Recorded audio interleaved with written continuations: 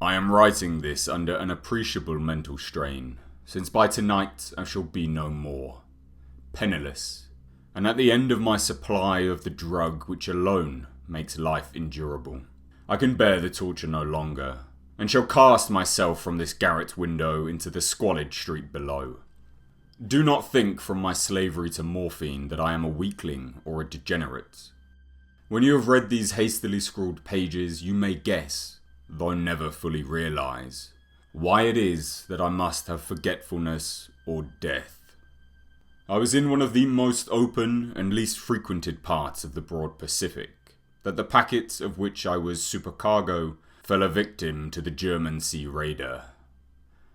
The Great War was then at its very beginning, and the ocean forces of the Hun had not completely sunk to their later degradation, so that our vessel was made a legitimate prize, whilst we of her crew were treated with all the fairness and consideration due as naval prisoners.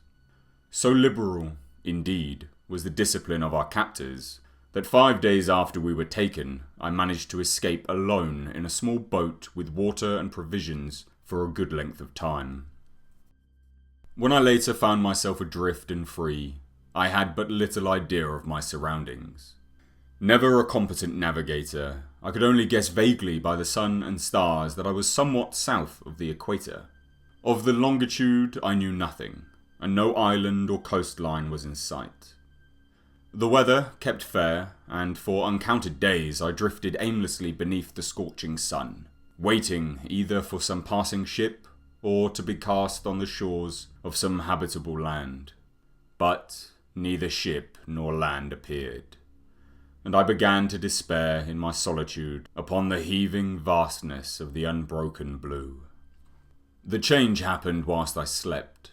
Its details I shall never know, for my slumber, though troubled and dream-infested, was continuous. When at last I awaked, it was to discover myself half sucked into a slimy expanse of hellish black mire, which extended about me in monotonous undulations as far as I could see, and in which my boat lay grounded some distance away. Though one might well imagine that my first sensation would be of wonder at so prodigious and unexpected a transformation of scenery, I was in reality more horrified than astonished, for there was in the air and in the rotting soil a sinister quality which chilled me to the very core. The region was putrid with the carcasses of decaying fish, and of other less describable things which I saw protruding from the nasty mud of the unending plain. Perhaps I should not hope to convey in mere words an unutterable hideousness that can dwell in absolute silence and barren immensity. There was nothing within hearing, and nothing in sight, save a vast reach of black slime. Yet the very completeness of the stillness and the homogeneity of the landscape oppressed me with a nauseating fear. The sun was blazing down from a sky which seemed to me almost black in its cloudless cruelty, as though reflecting the inky marsh beneath my feet. As I crawled into the stranded boat, I realised that only one theory could explain my position. Through some unprecedented volcanic upheaval, a portion of the ocean floor must have been thrown to the surface, exposing regions which for innumerable millions of years had lain hidden under unfathomable watery depths. So great was the extent of the new land which had risen beneath me, that I could not detect the faintest noise of the surging ocean, strain my ears as I might, nor were there any sea fowl to prey upon the dead things. For several hours I sat thinking or brooding in the boat, which lay upon its side and afforded a slight shade as the sun moved across the heavens. As the day progressed, the ground lost some of its stiffness and seemed likely to dry sufficiently for travelling purposes in a short time. That night I slept but little, and the next day I made for myself a pack containing food and water, preparatory to an overland journey in search of the vanished sea and possible rescue. On the third morning I found the soil dry enough to walk upon with ease. The odour of the fish was maddening, but I was too concerned with graver things to mind so slight an evil, and set out boldly for an unknown goal. All day I forged steadily westward, guided by a faraway hummock which rose higher than any other elevation on the rolling desert. That night I encamped, and on the following day still travelled toward the hummock, though that object seemed scarcely nearer than when I had first espied it. By the fourth evening I attained the base of the mound, which turned out to be much higher than it had appeared from a distance, an intervening valley setting it out in a sharper relief from the general surface. Too weary to ascend, I slept in the shadow of the hill. I know not why my dreams were so wild that night, but ere the waning and fantastically gibbous moon had risen far above the eastern plain, I was awake in a cold perspiration, determined to sleep no more. Such visions as I had experienced were too much for me to endure again.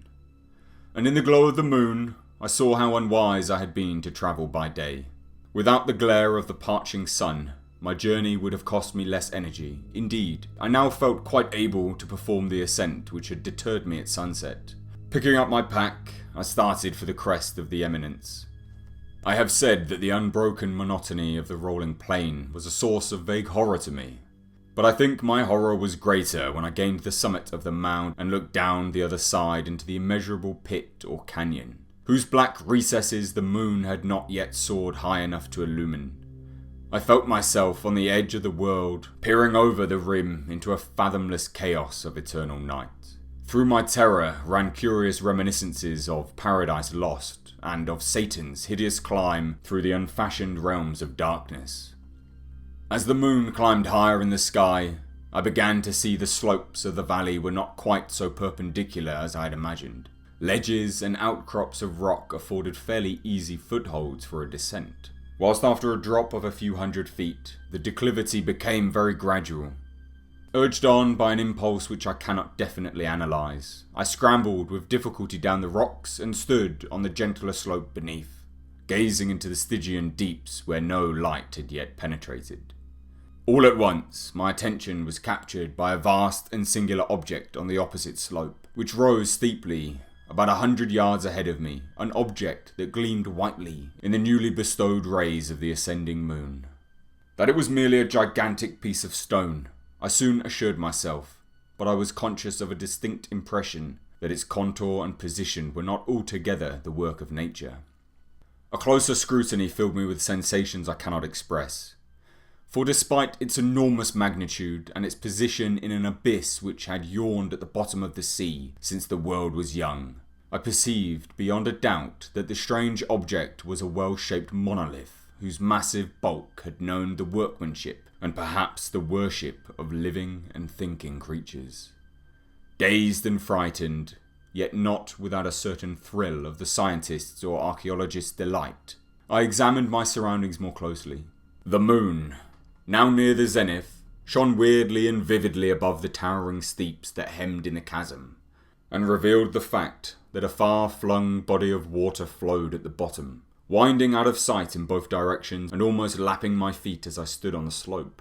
Across the chasm, the wavelets washed the base of the Cyclopean monolith, on whose surface I could now trace both inscriptions and crude sculptures. The writing was in a system of hieroglyphics unknown to me, and unlike anything I had ever seen in books, consisting for the most part of unconventionalized aquatic symbols such as fishes, eels, octopi, crustaceans, mollusks, whales, and the like. Several characters obviously represented marine things which are unknown on the modern world, but whose decomposing forms I had observed on the ocean-risen plain. It was the pictorial carving, however, that did most to hold me spellbound. Plainly visible across the intervening water on account of their enormous size were an array of bas-reliefs whose subject would have excited the envy of a Doré. I think that these things were supposed to depict men, at least a certain sort of men, though the creatures were shewn disporting like fishes in the waters of some marine grotto, or paying homage at some monolithic shrine which appeared to be under the waves as well. Of their faces and forms I dare not speak in detail, for the remembrance makes me grow faint. Grotesque beyond the imagination of a Poe or a Bulwer, they were damnably human in general outline despite webbed hands and feet, shockingly wide and flabby lips, glassy, bulging eyes, and other features less pleasant to recall. Curiously enough, they seemed to have been chiselled badly out of proportion with their scenic background. For one of the creatures was shewn in the act of killing a whale, represented as but little larger than himself. I remarked, as I say, their grotesqueness and strange size, but in a moment decided that they were merely the imaginary gods of some primitive fishing or seafaring tribe. Some tribe whose last descendant had perished eras before the first ancestor of the Piltdown or Neanderthal man was born. Awestruck at this unexpected glimpse into a past beyond the conception of the most daring anthropologist, I stood, musing, whilst the moon cast queer reflections on the silent channel before me. Then suddenly I saw it. With only a slight churning to mark its rise to the surface, the thing slid into view above the dark waters. Vast, Polyphemus-like and loathsome, it darted like a stupendous monster of nightmares to the monolith, about which it flung its gigantic scaly arms, the while it bowed its hideous head and gave vent to certain measured sounds. I think I went mad then. Of my frantic ascent of the slope and cliff, and of my delirious journey back to the stranded boat, I remember little. I believe I sang a great deal and laughed oddly when I was unable to sing. I have indistinct recollections of a great storm some time after I reached the boat. At any rate, I know I heard peals of thunder and other tones which nature utters only in her wildest moods. When I came out of the shadows, I was in a San Francisco hospital, brought thither by the captain of the American ship which had picked up my boat in mid-ocean. In my delirium I had said much, but found that my words had been given scant attention. Of any land upheaval in the Pacific, my rescuers knew nothing, nor did I deem it necessary to insist upon a thing which I knew they could not believe. Once I sought out a celebrated anthologist and amused him with peculiar questions regarding the ancient Philistine legend of Dagon, the fish god.